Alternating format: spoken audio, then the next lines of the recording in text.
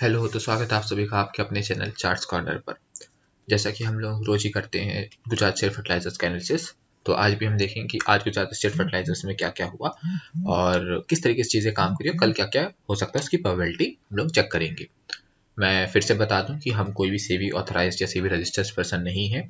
आपकी किसी भी सेल का प्रॉफिट या लॉस का कोई भी रिस्पॉन्सिबिलिटी ये चैनल या इसके किसी भी क्रिएटर की नहीं होगी। तो कोई भी ट्रेड लेने से पहले अपने पर्सनल फाइनेंस गाइड को या फिर अपने पर्सनल फाइनेंस एडवाइजर को कांटेक्ट जरूर करें।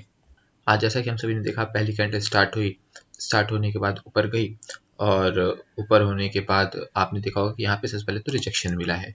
ये यहाँ पे रिजेक्शन मिला है ना। अब जब यहाँ से आपने देखा इसको रिजेक्शन मिला हुआ है, उसके बाद नेक्स्ट कैंडल पिवट के नीचे आती है, यहाँ पे आते आपको शॉर्ट कर देना था। आज यहाँ पे आते ही थोड़ा सा और वेट कर लेते तो यहाँ तक या फिर डे के लो पे यहाँ पे आपको शॉर्ट कर देना चाहिए था बहुत अच्छे तरीके से। और जब यहाँ पे आप शॉर्ट करते तो फिर यहाँ से आपको पूरा यहाँ से पहले तो एक ट्रेड यहाँ की मिलती है 1.89% की। अब यहाँ पे दो चीज़ें होती, यहाँ पे दो तरीके की चीज़ें होती। पहली चीज़ कि आप देखते कि एक तो जब यहाँ से रिवर्स गया है, यहाँ पे इसने रिटेस्ट किया है, तो यहाँ पे आप दो काम कर सकते थे। या तो वेट कर सकते थे कि यहाँ पे रिटेस्ट फेल होता है, मतलब सॉरी सक्सेस होता है वापस नीचे आने के लिए, या फिर यहाँ पे आप इस पॉइंट पे एग्जिट कर सकते थे अपना ट्रेलिंग स्टॉप लॉस लगा करके, है ना। उससे क्या होता कि अगर यहाँ पे रिटेस्ट सक्सेस हुआ भी तो आप वापस एंट्री ले लेते तो आपको थोड़ा सा एज मिलता या फिर आपका प्रॉफिट कम नहीं होता, है ना।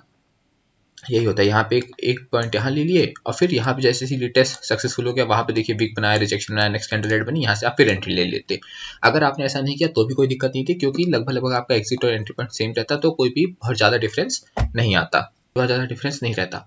तो इस वजह से कोई खास अंतर नहीं पड़ा। लेकिन ऑन अ सेफ साइड आपको क्या करना चाहिए कि अब देखिए यहाँ पे ये है, अगर आप वो कर लेते, यहाँ पे अगर आप नहीं लेते तो भी आपको यहाँ पे अगर रिटेस्ट फेल नहीं होता और यहाँ से मान लीजिए शेयर ऊपर चला जाता, आपको 0.5% का लॉस हो जाता फालतू में, है ना। तो ऑन अ सेफ साइड आपको यहाँ पे ट्रेलिंग स्टॉप लॉस लगा कर रखना चाहिए और अगर दोबारा नीचे आ रहे हो तो री एंट्री ले लेते।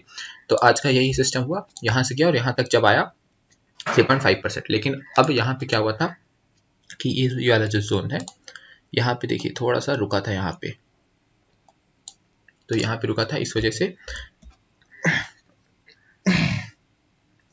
यहाँ पे रुका था। तो यहाँ पे आपने वापस लाइन ड्रॉ की और यहाँ पे ट्रेडिंग स्टॉप्स लगा के बाहर हो गए। अब क्या हुआ, आज मार्केट ने क्या किया, sorry I mean share Gujarat state के शेयर ने क्या किया, यहाँ से नीचे आया, एक प्राइस एक्शन बनाया थोड़ा सा, फिर नीचे आया, यहाँ पे थोड़ी देर कंसोलिडेट किया, फिर ऊपर गया, फिर इसको टेस्ट किया और पिवट के ऊपर जाकर के वापस नीचे आया। अब जिसने भी मेरी पहले की वीडियोस देखी है, जो मैंने गुजरात स्टेट फर्टिलाइजर का एनालिसिस किया है, फुल एनालिसिस किया है, मैं वीडियो वापस से डिस्क्रिप्शन में लिंक डाल दूंगा, अगर आपने नहीं देखी तो प्लीज़ देखिएगा। मैंने उसमें बताया था कि किस तरीके से शेयर काम करता है पिवट्स के पास खास करके। तो यहाँ पे सबसे पहले उसी तरीके से आज हमको रिजेक्शन देखने को मिला, यहाँ पे भी रिजेक्शन देखने को मिला और पिवट्स के पास किस तरह जोन बनाकर रिजेक्शन देखने को मिला। अब क्योंकि यहाँ पे कोई बहुत स्ट्रॉन्ग बाइंग हमें नहीं शो कर रही थी, हालांकि यहाँ पे इसने प्राइस एक्शन बनाया, रिजेक्शन अच्छा खासा दिया यहाँ पे और फिर वहाँ पे आके प्राइस एक्शन बना के ऊपर गया था। लेकिन क्योंकि आज इसका सेंटीमेंट बहुत ज़्यादा नेगेटिव था, तो यहाँ पे बाय करने का कोई मतलब नहीं था। अगर आप चाहते तो कर भी सकते थे, 0.78% से ज़्यादा नहीं मिलता, सॉरी 0.1% मिल जाता, चलिए 1% तक आपको मिल भी जाता अगर आप बाय करते तो। और फिर उसके बाद देखिए जैसे ही इसने पिवट क्रॉस किया ये वाला जोन, यहाँ पे देखिए एक भी कैंडल ऐसी नहीं है जो इस ग्रीन कैंडल के ऊपर, ये वाली जो हमारी ग्रीन कैंडल है, इस ग्रीन कैंडल की बॉडी के ऊपर उसने अपनी क्लोजिंग दी हो। मैंने उसमें आपको बताया था कि जब कभी पिवट क्रॉस करता है, ब्रेकआउट देता है, तो आपको चेक करना चाहिए कि नेक्स्ट कैंडल उसकी उस बॉडी के ऊपर क्लोजिंग दे रही है कि नहीं दे रही है। जस्ट इन केस अगर नेक्स्ट कैंडल बहुत बड़ी बनती है तब भी कई बार वो विक बना लेती है, लेकिन अगर बहुत बड़ी बनती है तो आप उसमें थोड़ा सा रिस्क 50-50 वाला ले सकते हैं। क्योंकि अगर जैसे एग्जांपल के लिए अगर कैंडल यहाँ तक कहीं पहुंच जाए तो वो तो बहुत ज़्यादा दूर हो जाएगी, उसमें आप एंट्री लेट कर जाएंगे, पर कुछ खास असर नहीं पड़ता एंट्री लेट करने से, आपका प्रॉफिट कमाना ज़्यादा जरूरी है। तो उस केस में आप रिस्क ले सकते हैं कि कहीं ये बाद में विक बना देगी तो लॉस हो जाएगा, नहीं बनाएगी तो आपको अच्छा प्रॉफिट मिल जाएगा।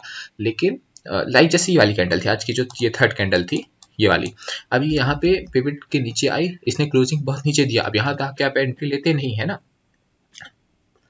तो इस केस में यहाँ पे भी आप एंट्री ले सकते थे यहाँ कहीं, इसलिए क्योंकि काफी नीचे ऑलरेडी आ चुकी थी। अब यहाँ पे क्या हुआ कि कुछ खास ऊपर गया नहीं, विक बना दिया, मतलब स्ट्रॉन्ग रिजेक्शन आपको यहाँ पे साफ साफ शो कर रहा था इस जोन के पास। तो यहाँ पे क्या किया, जैसे ही पिवट के नीचे आया इस विक में, या तो आप इसी में सेल कर देते, इसमें अगर सेल नहीं भी करे हैं तो फिर आप यहाँ भी आके अगर सेल करते तो आपको फिर से 1% के लगभग फिर से 1% के लगभग आपको आज पूरे दिन का ट्रेड मिल जाता। तो अप्रॉक्सीमेटली आपको पहली ट्रेड मिलती यहाँ से यहाँ तक की 2.95 अप्रॉक्स 3% ही मिल जाती। थोड़ा सा एंट्री एग्जिट का खेल रहता है, आप 2.9% ही मान लीजिए, यहाँ तक की पहली ट्रेड मिल जाती। और अगर किसी को ज़्यादा ट्रेड करनी हो, मैं सजेस्ट नहीं करता बहुत सारी ट्रेड करना, जो स्ट्रॉन्ग रिजेक्शन है, स्ट्रॉन्ग वो जो दिखे वहीं पे अगर किसी ने दोबारा ट्रेड लिया होगा तो फिर यहाँ पे 1% निकल गया होगा, और यहाँ पे फिर किसी ने लिया होगा तो फिर यहाँ पे इसको 1% निकल गया होगा। तो ओवरऑल 3 to 5% की रेंज में आज सभी को देखने के लिए मिला है कुछ सारे स्टेट्स में। अब हम देखते हैं कि कल क्या क्या पॉसिबिलिटीज़ हैं। तो सबसे पहले तो हम इस जोन को मार्क करेंगे। उस दिन बैलेंसिंग रीबैलेंसिंग हुई थी तो यहाँ से काफ़ी ज़्यादा ऊपर बढ़ गया था। अब पहले तो एक हमारे यही जोन मार्क रहेगा कि कल देखते हैं इस जोन के आसपास शेयर कैसा करता है, पहली चीज़। दूसरी चीज़, एक हमारा ये एरिया मार्क रहेगा यहाँ पे 187 के आसपास, और अगर शेयर ऊपर की तरफ जाता है तो हम एक इस एरिया को मार्क करेंगे और एक इसे मार्क करेंगे। दो रेजिस्टेंस पास हो जरूर गए हैं, लेकिन हमें देखना पड़ेगा क्योंकि यहाँ पे कोई स्ट्रॉन्ग रिजेक्शन वाला पॉइंट नहीं है, पर यहाँ पे रिटेस्ट था, यहाँ से रिटेस्ट के बाद खूब अच्छे तरीके से गिरा था। तो ये ज़्यादा मेजर पॉइंट रहेगा हमारा। मैं उसको ट्रेंड लाइन से मार्क कर देता हूँ, ज़्यादा अच्छा रहेगा।